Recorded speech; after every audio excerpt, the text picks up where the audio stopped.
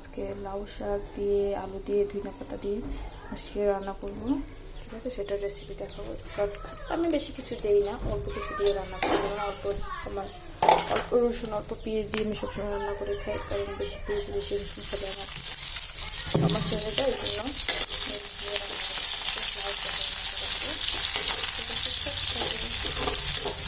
লাউ শাকটা খুব পেতে রেখেছিলাম। তারপরে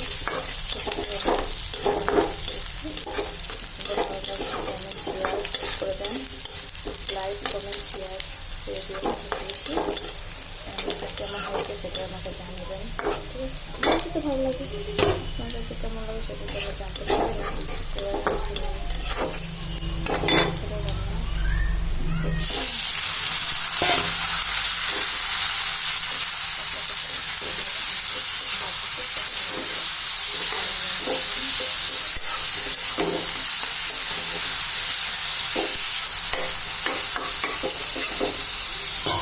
Thank you.